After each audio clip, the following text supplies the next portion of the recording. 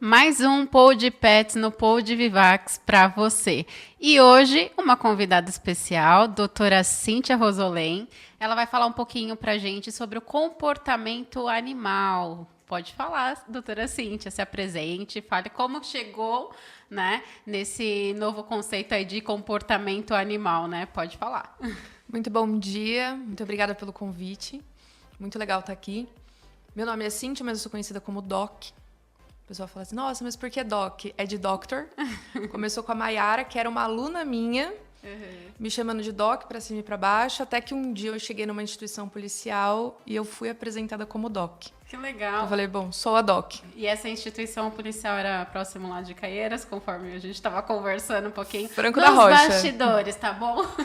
Franco da Rocha. Franco da Rocha. E aí foi seu primeiro emprego? Como que foi? Não, na verdade, meu primeiro emprego como veterinária mesmo foi na prefeitura da minha cidade, prefeitura de Caieiras. Eu era fiscal da vigilância sanitária. Legal. Trabalhava em ônibus de castração. Foi um estágio obrigatório que se tornou um trabalho. E foi minha primeira experiência com fiscalização, com aquela... como a gente pode falar? Não a sujeira, mas as coisas boas e ruins dos comércios, de ir em mercado. E aí eu fui fazer fiscalização da área de esgoto. Animais. Então, falei assim, bom... Mas animais de rua? Tanto de rua quanto domiciliados. E aí eu falei assim, bom, preciso saber avaliar um animal em maus tratos, né? E aí eu falei, bom, vou estudar. Porque o bom profissional, ele tem que se atualizar, né? Sim. Fui atrás, descobri o bem-estar animal, fantástico, maravilhoso. Descobri o comportamento animal. E aí, o pessoal de Franco da Rocha, do Projeto Canine, que é uma instituição voltada ao ensino para capacitar os policiais a trabalharem com os cães. Então, muito legal, né? Porque antes a gente tem uma lacuna do cão policial. De como é treinado. O cão é viciado, não é viciado. Mas aí você trabalha direto nessa parte agora, Cíntia? Trabalho. Mas você que faz todo o treinamento dos cães, como que é o seu trabalho dentro Da corporação. Da corporação? Eu sou veterinária. Eu sou clínica. Faço vacinação, entendi. faço acompanhamento dos treinos, sanidade dos animais, sanitarismo, avaliação a parte de bem-estar. Nutricional também? Nutricional. Legal. Então, a gente faz o clínico. Tá. E quem faz essa parte de comportamento animal, quem indica, faz os treinamentos dos cães? Um sinotécnico. Um policial formado em sinotecnia que faz o treinamento dos animais. Ah, bacana. E aí você participa desse treinamento ou essa parte mesmo clínica? Participo dos treinamentos porque é muito legal, né? E é muito legal acompanhar, ver os filhotes, a hora que eles descobrem o tá faro, o narizinho, a força do narizinho dele. É muito legal acompanhar. Ah, muito legal. E me diz uma coisa, dentro desse processo aí, né, que você se descobriu, quanto tempo você tá já nessa área?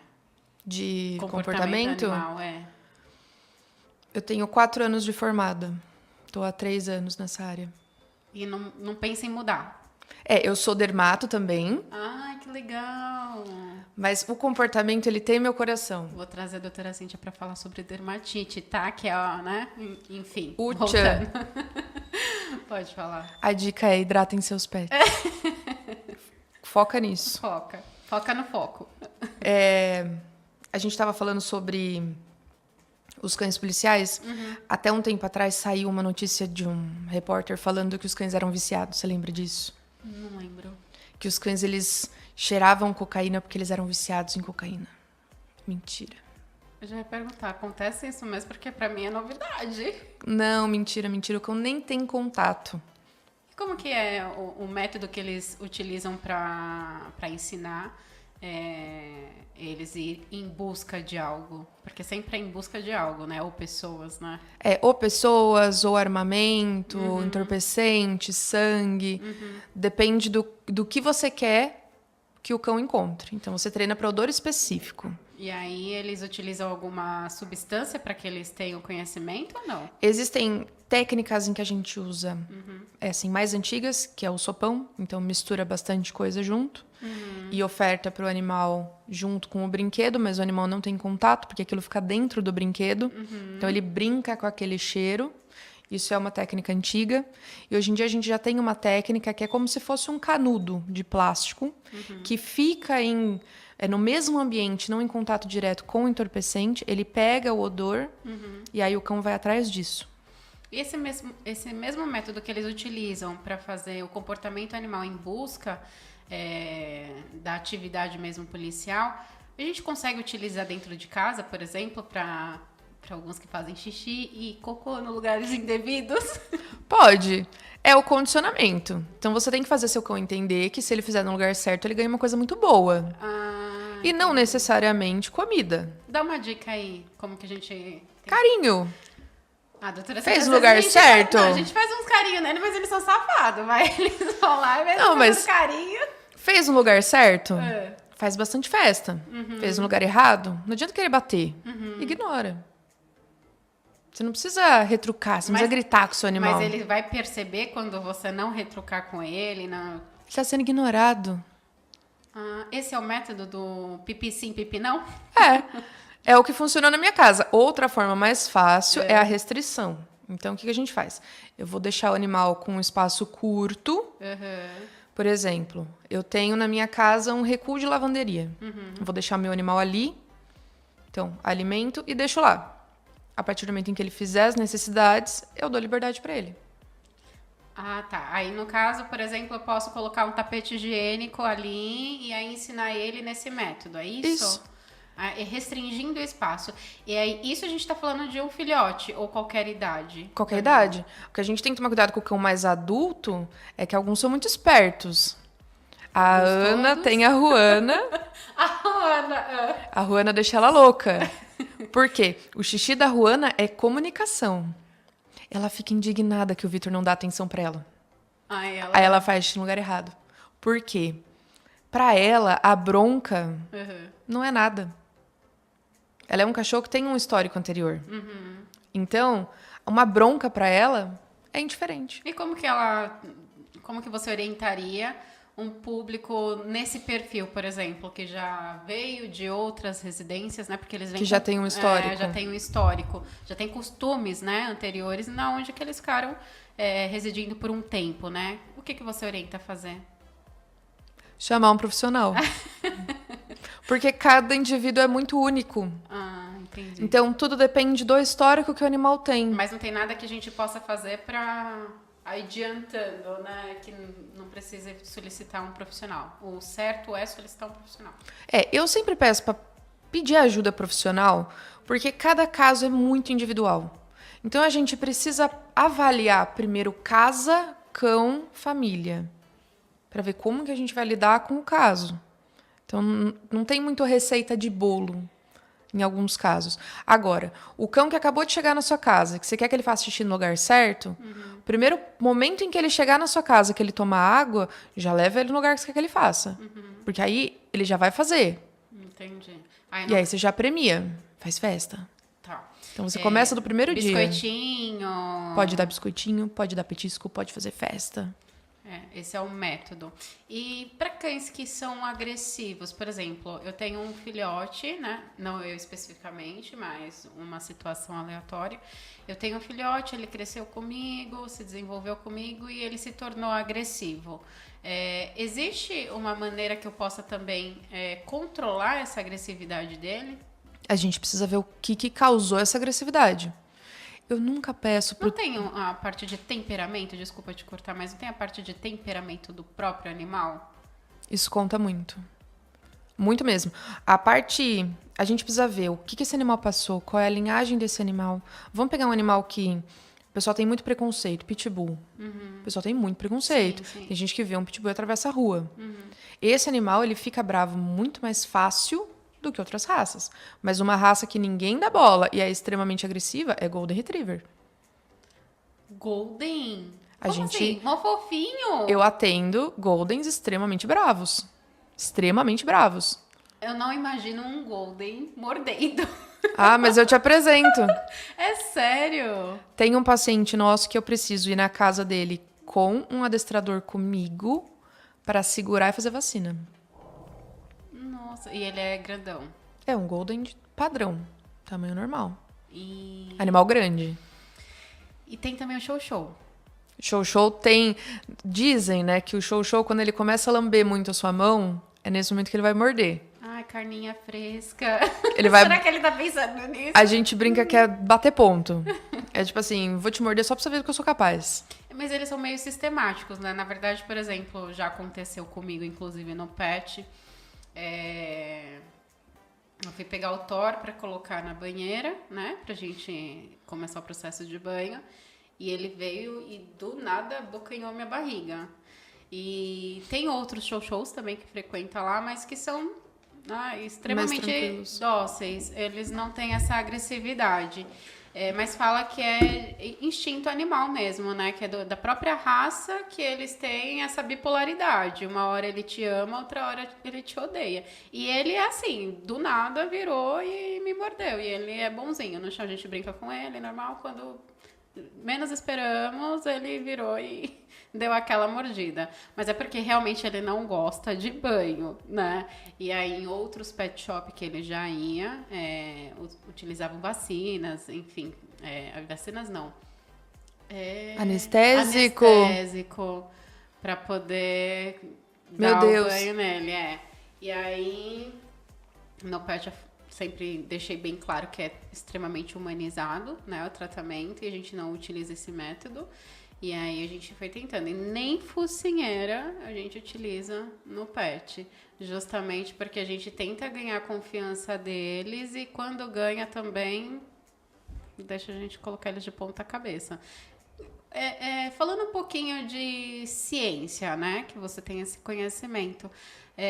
O comportamento animal ele está alinhado com o instinto dele, mas existe alguma situação que a gente consiga mudar além do treinamento com uma pessoa que já é especializada nisso?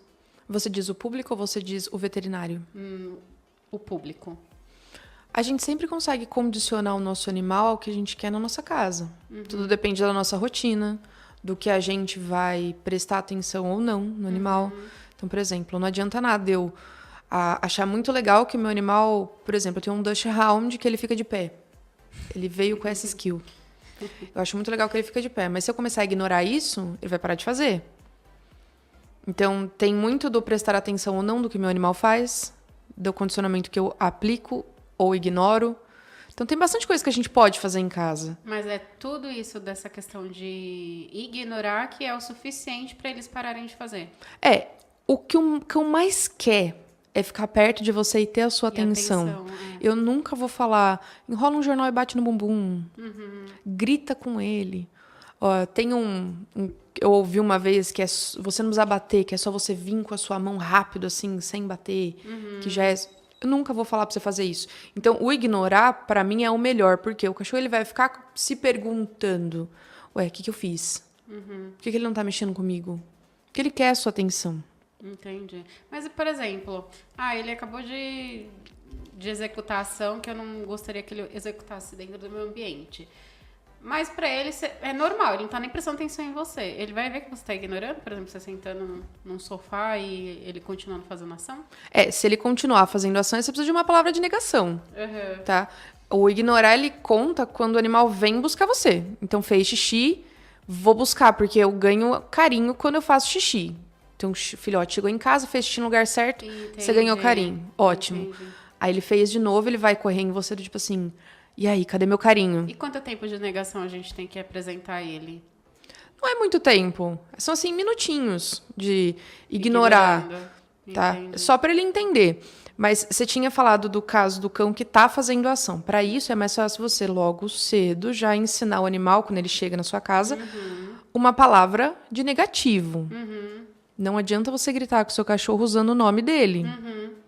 Então, se você tá no parque... E a vida inteira você gritou com o seu cachorro com o nome dele. E ele escapa da coleira. Se você gritar o nome dele, ele vai achar que fez uma coisa errada. Com o Sullivan eu utilizo assim, não. Não. Perfeito. Aí ele já entende, não. Às vezes eu dou uma esticadinha, né? Não. É isso aí. Olha e fala, aí não, eu falo. Aí ele pega e já se desconcerta e sabe. É exatamente isso. É você ensinar o seu cachorro uma palavra negativa. Exatamente. Que é pra ele saber. Assim como ensinar a correta. No caso dos cães de treinamento policial, a gente usa o clicker. Então, o clicker, ele faz um barulho. Ah, é um aparelho? É um aparelhinho que faz um barulhinho. Ele faz como se fosse é um estalo. E o cachorro sabe que quando aquilo aperta, ele ouve aquilo, ele fez um negócio muito bom. Ah, que legal. Tanto que a gente precisa ensinar o animal jovem o que é o clicker. Como reagir ao clicker. Bacana. O cão mais velho, ele tá executando a ação, a hora que ele executa da forma correta, aperta o clicker, ele já vem buscando o petisco, porque ele já sabe que ele já fez uma coisa boa. Petisco, brinquedo, atenção. Ah, bacana. E qual que é a palavra de negação que vocês utilizam para eles? É não também? É o não. Ou normalmente é o não. Alguns dos cães são treinados em outras línguas, mas normalmente é o não. Ou o toque do colar de elos. A gente não vai usar o nome enforcador. A gente vai usar o nome técnico. Então, a gente vai usar o prong, ou colar de elos, ou guia unificada. E dentro dessa trajetória sua no comportamento animal e dentro com a Guarda Civil, enfim, o policiamento, me fala uma situação de sucesso que você participou e para você foi uma sensação gratificante de estar ali. A gente foi convidada para fazer a busca de uma senhora que desapareceu numa virada de ano, Dona Miyako. Foi junto com o Fernando Baltarejo. O Baltarejo é um nome hoje dentro do Mantrailing, que é a busca de pessoas desaparecidas. E nós chegamos a 40 metros do corpo. A família encontrou o corpo da senhora, o que dá um resultado muito bom para a família. Porque você não saber onde está, pelo que eu percebo, é pior do que você encontrar às vezes sem vida. Porque pelo menos você consegue encerrar um ciclo. Sim. E essa senhora, ela tinha esquizofrenia. Na virada de ano, por conta dos fogos, ela teve uma crise, pulou uma cerca, é uma senhora de 70 anos. Nossa, se uma senhora tem já esse problema, imagina os bichinhos, né? Pulou a cerca. Os fogos a gente nem precisa falar, né? Isso já é um assunto tão batido que a pessoa que já continua comprando fogos e estourando... Infelizmente, doutora Cíntia, ainda tem pessoas que não são muito favoráveis a animais, né? A gente não pode tampar o sol com a peneira. Tem pessoas que não gostam de animais, né? Então, às vezes, faz até de propósito, né? Pra falar assim, peraí, deixa eu assustar eles, né? Então, essa é a realidade, infelizmente. Mas aqueles que gostam ajudam a gente, né? Fica no nosso time. Né? Por favor. E aí, concluindo essa história da senhorinha... Da Dona Miyako. Ela pulou a cerca e ela foi pro meio de uma mata. Nós encerramos a busca porque era uma região de mata muito fechada. Então, não adiantava a gente ficar com os cães no anoitecer. Porque era uma região que tinha aranha-armadeira.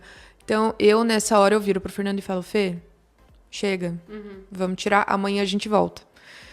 E a família falou, não, nós vamos continuar aqui, porque parecia como se fosse uma trilha. E eles encontraram o corpo 40 metros à frente. Ai, que bonitinho. É pastor alemão? Não, é um Bloodhound. Ai, que é o Pluto. Que a gente estava conversando, inclusive, antes, né, dos bastidores. Isso. E foi o mesmo que encontrou a menininha que você falou? Vitória Gabriele. Sério? Ai, que bonitinho. E é uma equipe dessa raça que faz essa busca? São 3 animais. A gente tem o Asterix e a Bazooka, que são de odor específico, busca de pessoas desaparecidas, né? Sim. E a gente tem a Enola, que é de cadáver. Nossa, agora você Nem sempre. você deu... Imagina que em uma região, por exemplo, a gente foi trabalhar no litoral norte. E nem sempre a gente vai encontrar vivo. Isso faz parte. Mas, por exemplo, os dois não conseguem identificar, então, quando é cadáver. Só essa que é específica, treinada para isso. Isso mesmo. Por quê? Quando a gente vai pôr para buscar uma pessoa, a gente utiliza o odor dessa pessoa. Por isso que a gente usa escova de dente, sapato, roupa íntima. Porque o cão precisa farejar o rastro que essa pessoa deixa. Imagina que só da gente vir pra cá, você já deixou um monte de células por aí. Sim. Então você tá deixando um rastro de odor. E Sim. o cão busca isso. Entendi. E por que esses dois não conseguem identificar quando é cadáver? Porque quando morre, já tem outros odores no corpo que são... que prevalecem em relação ao odor da pessoa. E a gente tá falando de um cadáver normalmente... Quando entra o cão de cadáver, a gente não tá falando de um dia da tragédia 2. A gente tá falando de alguns dias já. É um desafio, né? É bem legal. Assim, a busca, ver o animal trabalhando é muito bacana. Infelizmente, a situação é uma situação complicada, uma situação delicada, mas ver o animal trabalhando é muito legal. Vou contar uma curiosidade. O Bloodhound, ele é bem orelhudo. Aquela orelha tem aquele formato de concha, porque quando ele vai farejando, aquilo forma como se fosse um bolsão de odor. Então, ele empurra para o nariz. Ele cria com a orelha um bolsão. Como se fosse uma cápsula ali pra subir o cheiro. Pra facilitar ele a sentir o cheirinho. Ah, que legal! Fantástico, né? Mais uma curiosidade de Bloodhound. Eu sou fissurado nessa raça. Eu tô percebendo. E quais outras curiosidades que você gosta dessa raça? Você descobriu todas essas curiosidades no policiamento? Ou No policiamento. Com o Fernando Baltarejo, que o Fernando é um grande nome. O Walt Disney era criador de Bloodhounds.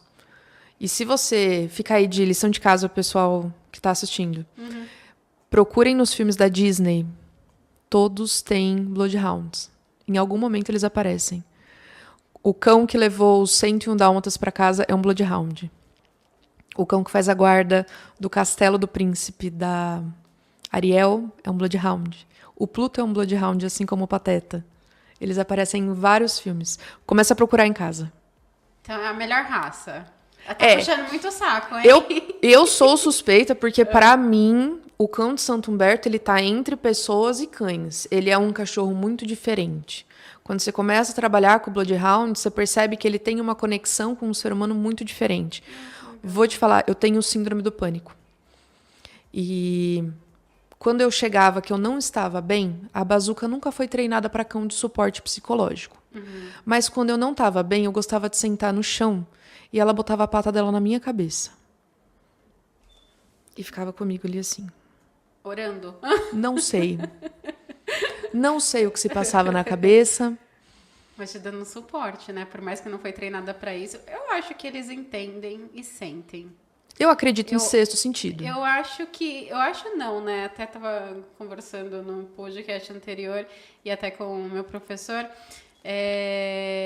que eles sentem, eles têm emoções e eles entendem, né? Existe um mito de que eles não entendem, que eles não têm emoções, que eles não sentem, mas eles sentem sim. O professor de patologia, ele estava comentando que sim, que eles têm os sentimentos, as emoções e também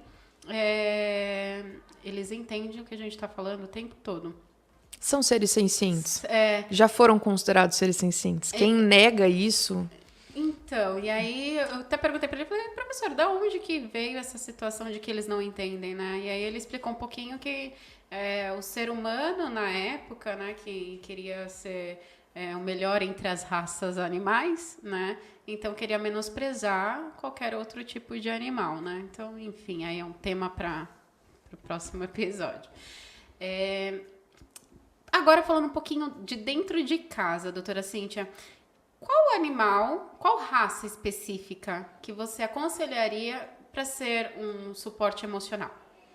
Tudo depende da sua rotina, do qual o espaço que você vai ofertar para esse animal. Então, por exemplo, nós temos Golden Retriever, Border Collie, que são raças extremamente agitadas, em cão de suporte psicológico dentro de apartamento. Só que esse tutor, ele tem tempo para fazer exercício com esse animal. Para dar função para esse animal, para treinar esse animal. Mas para suporte emocional, então, os dois, eles são os melhores. São excelentes raças. Melhor, eu acho que é muito amplo a gente falar de melhor, porque a gente tem que falar de indivíduo, de criação. Eu gosto muito de Border para suporte. Inclusive, quem não conhece, busque Paulo Serrati. Ele é um profissional fantástico, quando a gente fala de cão de suporte psicológico. A tutora do Scott tem borderline. E o Scott, ele presta um suporte maravilhoso para ela. Inclusive, ele reconhece o comportamento dela antes da crise. Ai, que legal. É fantástico. Então, quando ela tá iniciando o processo da crise, ele já tá... Ele já tá apontando para ela. Ai, que bacana. Não sei se você já viu os cães de diabetes. Não vi. O cão de diabetes, ele vai em você, ele começa a bater a pata e você estica a mão. Se ele coloca o focinho para baixo da sua mão, então você imagina que a mão tá aqui e aí ele coloca o focinho aqui. Sua glicose tá baixa. Que interessante. Ou para cima, que a sua glicose tá alta. Pode medir que ela vai estar alterada. Então, se ele coloca o focinho em cima, é porque tá alterada. Muito alta. Ah, Embaixo, muito baixa. que interessante. Não sabia dessa. Nós temos cães que fazem faro de câncer, o que é genial. Que bacana. Principalmente, imagina num ambiente hospitalar, um animal poder fazer um faro de câncer. Sim, Ia ser fantástico, né? sim. Até a questão do faro de outras coisas, armamento, aeroporto. O cão hoje é uma ferramenta fantástica, a gente só precisa ampliar um pouco a nossa mente em relação a isso. Mas, por exemplo, esse cão que ele é específico para câncer, né? Suponhamos que ele entra dentro de casa, eu nunca fiz um exame, nada. Ele já vai... Pode ser que ele aponte. E como que ele vai detectar isso e quem vai descobrir isso? Porque... É um cão que tem um treinamento muito específico. Então, se ele apontar, a gente confia. Eu sempre falo para os treinadores, confiem no cão de vocês. Mas qual tipo de reação que ele... Depende do treinamento que você vai dar. Por quê? Tem cão que vai apontar com o nariz e ficar ali apontando. Tem cão que vai deitar. Tem cão que vai latir. Mas ele aponta justamente no nosso corpo? Onde que é o... Não, normalmente eles latem. Normalmente o cão de câncer que eu conheço, ele late. Para a pessoa. Ai, que interessante. Mas aí vocês colocam, por exemplo, 5 pessoas, uma do lado da outra, ele vai para a pessoa específica e late, é isso? É. Que interessante. Ele reconhecer pela célula, é isso? Pela célula. Ai, que interessante. É fantástico.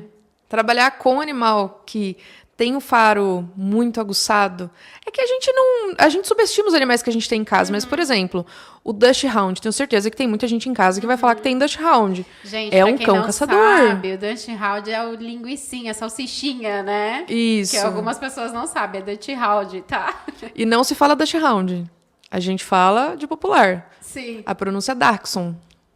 Ah, é Dachshund? É um alemão. Então é Dachshund, tá, gente? Dachshund, Dachshund e salsichinha. São os nomes dele. Ou cofapinho, né? Que o pessoal chamava de cofap. Os mais antigos chamam de cofap. Ai, eu tenho 15 anos, então não sou dessa época. Brincadeira, doutora Cíntia. E Eles são cães de caça. a gente fala bastante de cães. E felinos? Felinos ainda tá naquela lacuna, né? Existe muito do comportamento de felino ainda que tá começando. Mas a gente já sabe que os felinos, eles têm o sensorial, aquele sexto sentido, tão aguçado quanto do cão. Bacana. Inclusive, eu já falei pra Ana para ela treinar o bolacha para gato de assistência. Viu, Ana? Treina bolacha, viu, Ana? Vou te cobrar mais tarde. Doutora Cíntia, quero te agradecer por ter aceito o meu convite. Foi uma experiência incrível. Eu acredito que não só para o público, como para mim também, né?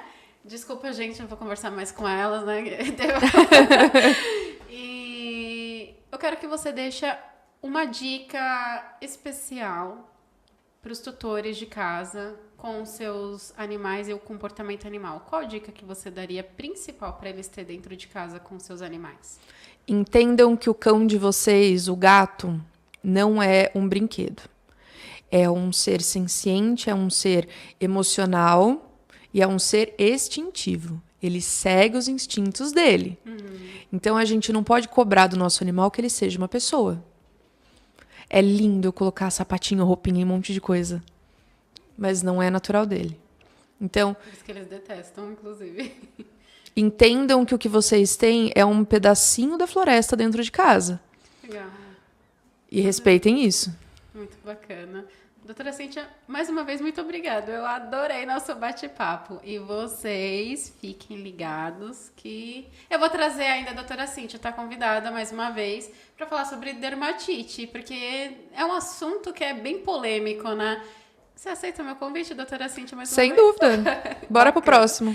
E aí a gente vai falar um pouquinho depois sobre dermatite. Comportamento animal foi incrível, gostei da sua trajetória. Eu acredito que isso não foi nem um terço do que você já vivenciou durante esse período, né? De 3, 4 anos, né? Mas agradeço do coração, tá bom? Um beijo.